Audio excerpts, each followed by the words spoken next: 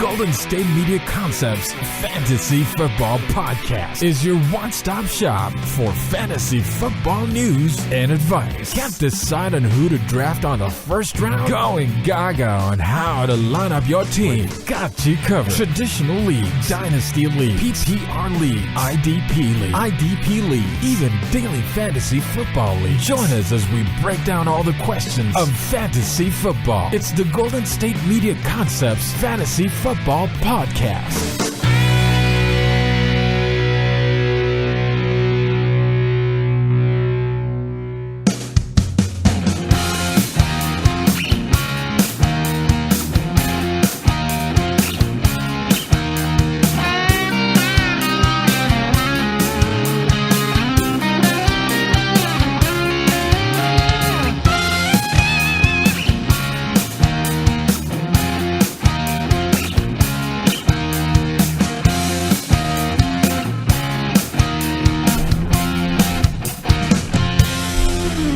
Thank you for tuning in to the Golden State Media Concepts Fantasy Football Podcast, episode 35. We're here on a Friday.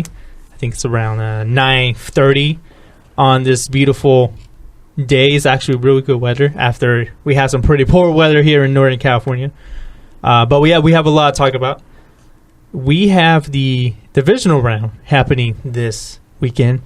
And the way that we're going to do it, we're going to do the AFC, the NFC, and then at the end of the show, we're going to talk about some possible sleepers. So, Anthony, which one should we do? Should we do the AFC, NFC first? It doesn't matter. Let's do NFC just because the NFC is the first game with Seattle and Atlanta. So we'll do one of these things. We'll do a starter and a sleeper kind of thing, right? Not starter and bench kind of thing, right? The sleepers we'll do later on. So a start and a sit kind of situation, right? So... and all these situations we're basically doing for like those daily fantasy, those, DraftKings, stuff like that, FanDuel. Because at this point, if you're still doing like the fantasy football league with the people from week one, like you are insane. I'm just going to say that's pretty weird. Like, I don't understand why you do that, but it's fine. So, all right. So for a start and sit, okay. So we got Seahawks and the Falcons, one team that has really good defense, or at least did before Earl Thomas went down. And then you also have the Atlanta Falcons that are really good offensively, with Matt Ryan probably being the MVP of the league, either him, Aaron Rodgers, Tom Brady, someone like that, because usually it's a quarterback. So, do you have a starter for this game?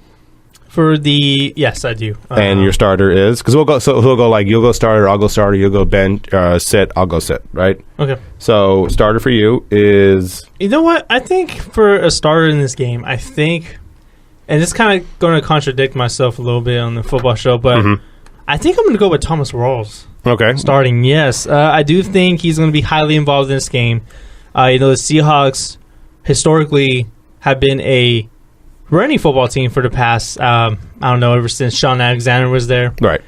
And they don't really have that clear-cut, running back. But, they do... He had a really good game last week against who was the team that the Seahawks played? Detroit. Right. But Detroit, their defense is all over the place. They're playing a more sound defense than Atlanta, and I do think they're going to try everything that they can to keep Matt Ryan and this high-scoring Falcons offense out the field. So I do think for that reason, I do think he is going to be highly involved. And that's why I think Thomas Rawls is a legitimate starter this week. I was going to go with Devontae Freeman or Tevin Coleman, but, their carries are so split. You don't know how they're going to fare well. Julio Jones obviously must start. Matt Ryan obviously must start. Russell Wilson, he possibly can make a case must start. Jimmy Graham must start. Doug Baldwin, I would have to say I think he would be benched this week. So you're saying that Doug Baldwin to be benched? Yeah, even though he had a real good game against the Lions last week, I just think that the game plan is going to more involve the running game. And don't get me wrong, Russell Wilson's going to throw it. If this game turns into a shootout, I do think Doug Baldwin's going to have a good game. But I don't know if this game is going to be a high-scoring game. I think it's going to be in the 20s. See, so I would say you actually start Doug Baldwin because if you look at the last 3 weeks, he had over 100 yards receiving and a touchdown, right? So he's been somebody who recently has been able to kind of, step up and be one of the guys. I mean, he had 94 catches in the season, and basically, outside of the game against the Niners, which, I mean, let's be real, like, they didn't really care about that much. Like, everything was pretty locked up. It's like, you do whatever you want to do, right?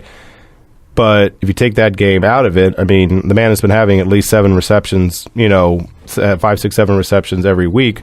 He's been someone who's been really good for them as of late. He had 171 against the Cardinals and 104 against the Lions. So, and you look at Atlanta's defense. Atlanta defense isn't that good, right? It's not like they're playing themselves. It's not like they're playing the Seahawks. It's not like they're playing the Chiefs or someone like that. They're playing a team that doesn't have a good defense. And I think with Doug Baldwin, he's somebody that you start. But I'm kind of going against you with this whole thing with Rawls, because this isn't anything against Rawls, right? This isn't to say that, last week he didn't have a really good game and he's not somebody that you actually have to, focus on now. But the problem with all of that is the man had 161 yards rushing last week. He has 349 all season, right? Like, well, he was hurt this entire year. And I understand that. I understand he was hurt. That's true. But also, I mean, even the games where he was healthy, basically for the last month of the season or whatever, he never really had that good of a game, going back to like the 4th of December, right? Like where he had 106 yards. Everything else, he's just been okay, right? 67, 34, 814. Like he hasn't been that kind of a guy. And I wouldn't expect that to keep up, because basically it's going to be one of those things of either they decide, okay, Rawls, you're not going to beat us, or Russell Wilson, you're not going to beat us. And it's harder to do that to Russell Wilson because he's the guy that can run around and do stuff, which has been his kind of calling card for the past 3 or 4 seasons, where if stuff breaks down, he can run around. So I would trust him to do things a lot more than Rawls. They may just basically say, like, okay, cool, great, fantastic. You're not beating us this time. Russell Wilson, you beat us. You basically throw for 300 yards and beat us, which, if you kind of look at how he's been all year, he's been somebody who basically, while he can have those good games, Russell Wilson isn't the, Aaron Rodgers, Drew Brees, Peyton Manning, Tom Brady kind of person like that. Like, he doesn't throw for a bunch of yards like that. Like, he's only thrown for over 300 yards once in the past 1, 2, 3, 4, 5, 6, 7 games, 8 games if you include the playoffs. So, I mean, he's not that kind of a guy. So, I just think that with that, I think Doug Baldwin will be a good player for them. I think that Thomas Rawls is a lot to expect to basically have him have 100 yards again. Yeah, and I do see your point here, and I really didn't want to say Doug Baldwin as a bench player. I just think that I have a feeling that the Seahawks are going to try to run the football to keep Aaron Rodgers off the field. But going to the other NFC matchup of the weekend, we got the Green Bay Packers traveling to AT&T Stadium to take on the number 1 seed, Dallas Cowboys. My starter for this game, go with Devontae Adams. With Devontae Adams. He had a really good game last week against the New York Giants in the wild card round. 12 targets, 8 receptions, 125 yards, and a touchdown. And I do think he's going to be really clear-cut must start in this game because, Jordy Nelson is hurt, so that's going to help his targets a little bit. I know Randall Cobb did have a good game, but I just think that Devontae Adams is more of the physical, more well-rounded receiver, as Randall Cobb's more of a smaller slot kind of receiver. But yeah, I think he's the must start of the week here in this game. So I think that, so basically what we're doing with these whole things, right? We're basically saying that, like, okay, you can't say you must start Aaron Rodgers because, duh. You're not going to start Matt Ryan because, duh. One of those things, like, so it's fine. So, but in that same vein, I kind of expect a good game from Dak Prescott. And the reason why I say that is because against the pass the whole season, Green Bay was 31st. Like, the only team worse was New Orleans, and New Orleans played no defense, like none of the defense. So I can see Dak actually being good because I can actually see the situation where Dallas does, or Green Bay does this thing where it's basically like, okay, we have Zeke, we have Dak. Okay, one of you, we're not allowing you to do what you do. We can't stop both of you because that's not really how football works. Someone, you can't stop everybody. But the one thing Belichick's been really good at, and other coaches have kind of taken note with is basically like, okay, cool, so you do this job really well. Cool, you're not doing that, but if other people beat us, fine. Ezekiel Elliott is best running back in the game right now. Maybe you say David Johnson, maybe you say Le'Veon Bell, but he's at least in the top 3. Right? Yeah, he's definitely in top 3. So, I do think he's number 3, but that's not saying a lot, though. Right. So with that being understood, cool. So now you're going to have this game, and if Zeke does well, or if they hold Zeke to, call it 75 yards, something like that. Even if he does okay, but they just hold him like 60, 70 yards. Dak Prescott going against one of the worst defenses in the NFL the entire season. I think it's a situation where they can actually get some stuff from him, because don't forget the fact that he's kind of like in the Russell Wilson thing where he can also run for a touchdown too, which will get you a little bit more points as well. And yeah, he may not throw for 300 yards, but he's going to be somebody who kind of is a little bit more able to get you both the passing and the rushing, and he's been somebody who's been relied on all season, and I can see him having a good game as far as that goes, as far as the starter goes.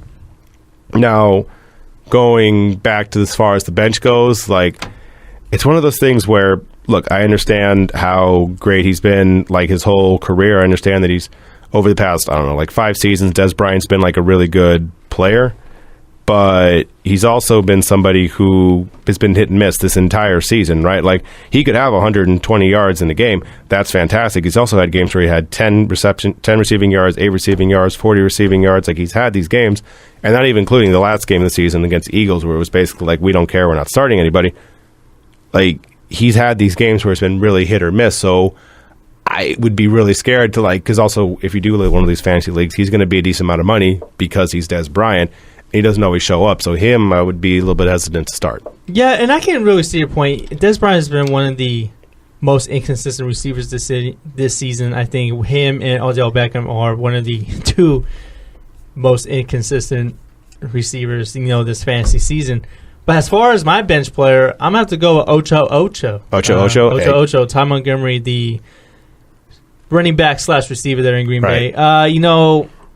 The fact that your top running back is a receiver kind of says a lot about your offense. Right.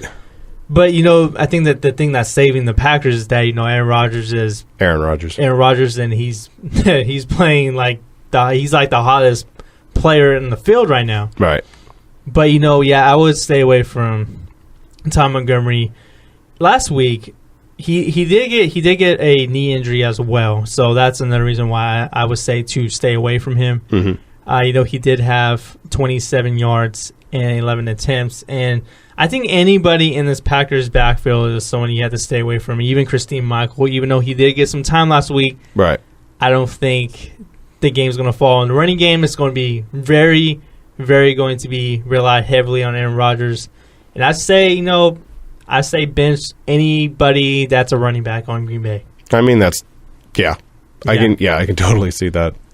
All right, well, we're going to take our first break here, and when we get back, we're going to discuss the AFC playoff matchups and who to start and who to sit in those games. But we will talk about that when we get back to the Go Instant Media Concepts Fantasy Football Podcast.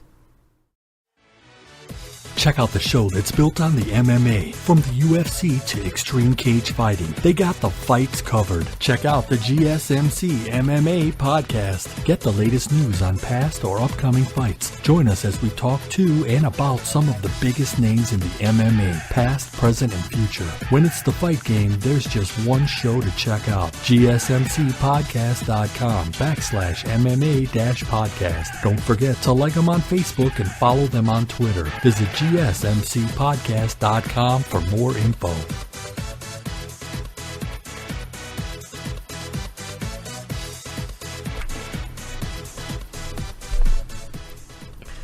All right, now we're going to get into the AFC Divisional playoff matchups. We got the Pittsburgh Steelers going all the way to Arrowhead to take on the Kansas City Chiefs. And we got the Houston Texans, the Brock Osweiler-led Texans, going against the New England Patriots. So for the Patriots and Texans game, I'm just going to say, I would say just start anybody on the Patriots. I don't know this Texans defense is really good, and I know that. Don't get me wrong, but you're going against practically the best quarterback in the league. He has something to prove after that Deflategate. I would just say start anybody, but most importantly, the player that I do love in this game is LeGarrette Blount. I do like LeGarrette Blount. He has 18 touchdowns. No one has ever talked about this running back in the Patriots. I don't know. Maybe it's because of the system, and that may be true. Right. But he has 18 touchdowns. Right. That is insane. That's a lot. Yeah, that's kind of one of those old, like the Daniel Tomlinson, Sean Alexander, where he just had a bunch of rushing touchdowns kind of a season. But, okay, so that's what you're saying. See, I would be afraid to start Patriots just because, like, I'm assuming this game's going to get kind of out of hand quick and they just kind of yank them. But that's why I wanted to start LeGarrette Blount, because I do think this is going to be a he'll blowout. at least get a lot of rushes. Yeah, I think it's going to be a blowout. So that's why I do say he's a must start here. And, he has like 18 touchdowns. I didn't even know that until like 3 weeks ago. And I was like, wow, LeGarrette Blount has 18 touchdowns. Okay, that's in Patriots offense. That's scary. That is pretty good. So I think you know who I'm going to say you need to start. Actually, I don't think you know who I'm going to say I'm going to start. But when I say it, it's going to be like, oh, yeah, that makes sense. Who do you think I'm going to say to start? I'm going to say it's going to be someone in the Texans, right? Yes. Is it Fedorowicz? That's the one. It's your boy Fedorowicz. That's the one. I knew it. Start him.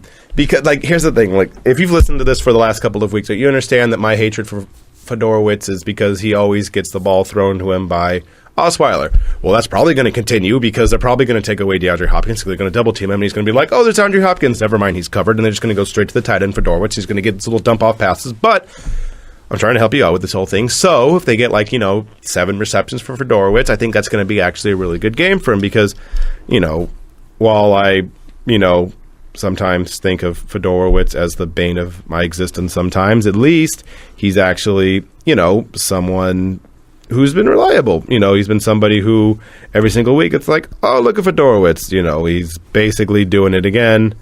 So when it comes to something like that, I think he can actually be somebody that's going to actually get you a bunch of points. Now, if we're going to go as far as the sit kind of scenario, so, I mean, I guess I could go DeAndre Hopkins. I guess he could be the one I could say bench.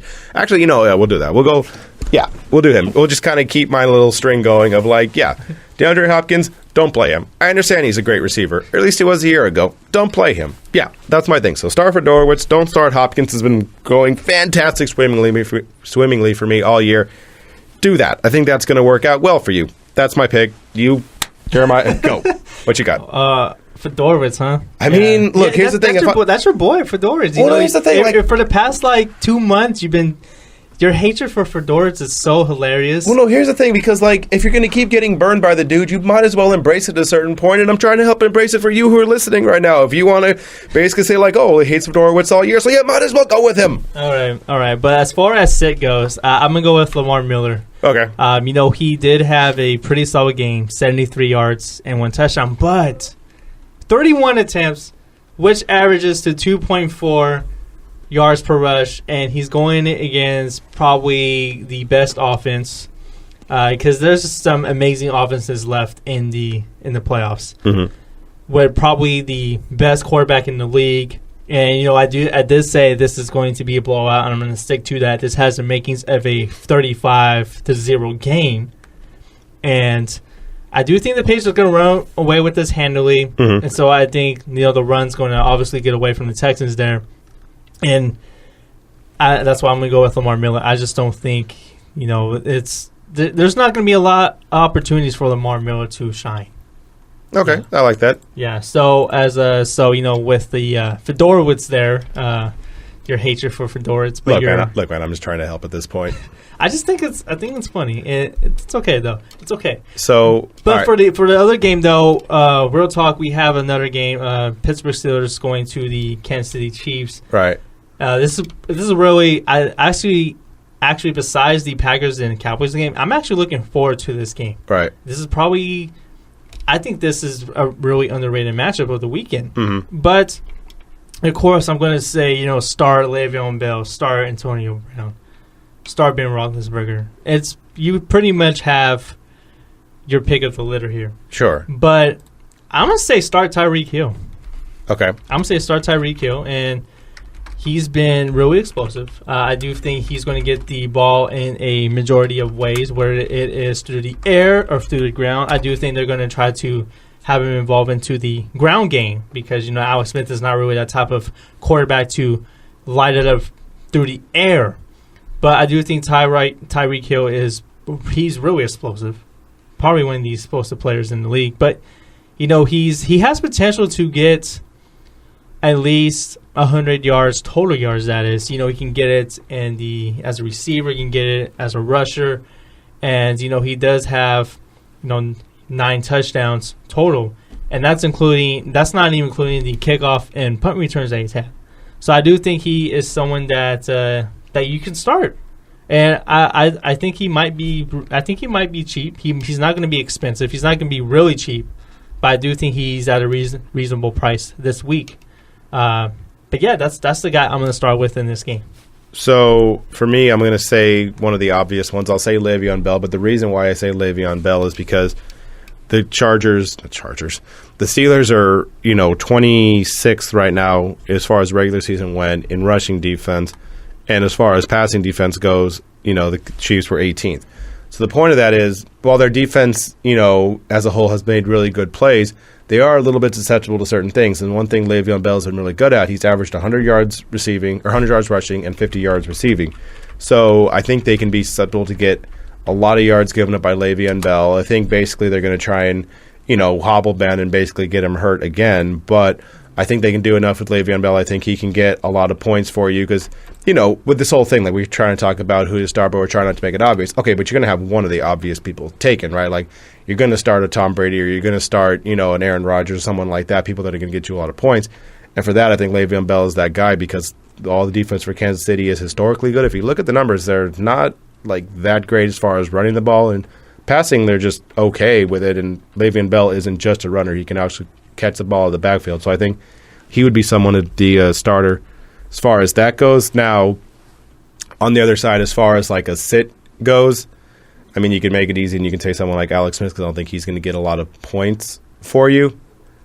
But if you go, I guess, a little bit deeper with that and you start looking, as far as like actual passing yards given up. So if you do something like that, right, Pittsburgh is about 16th right now as far as pass defense goes. And as far as run defense, they're not too far off necessarily. They're a team that's 13th, so they're kind of right in that middle range as far as defense goes. So if you say all these things, right, if you say, all right, they're decent as far as rushing, they're decent as far as passing goes, they're not great, not terrible, they're somewhere in the middle. So you look at someone on Kansas City's side. So who's running back that's going to be starting this week? It's going to be Spencer Ware. He is going to come back. So Spencer Ware is going to come back, and Tyreek Hill has been the guy, like you said, has kind of been that hidden guy that's been getting him rushing and receiving yards. He's also gotten him kickoff returns.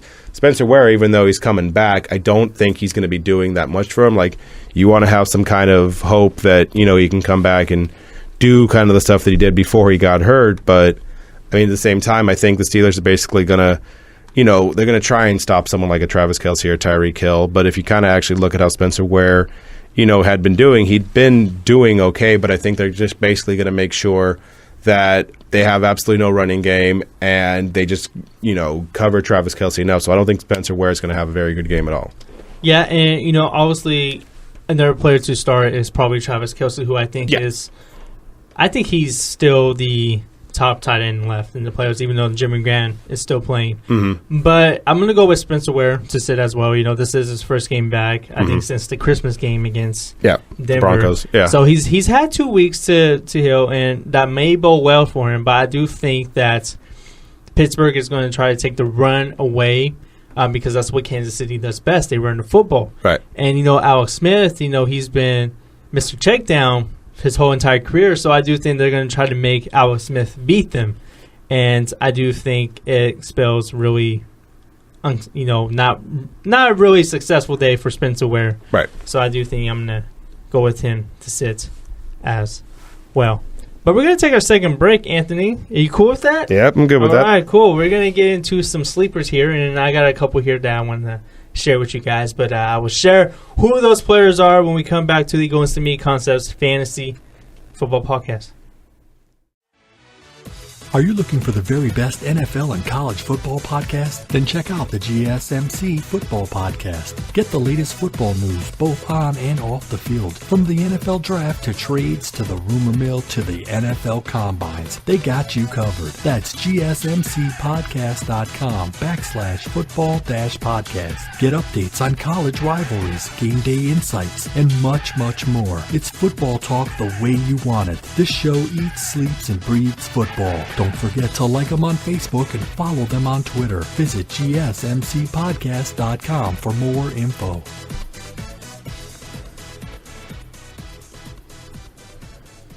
Okay, now it is time for some sleepers.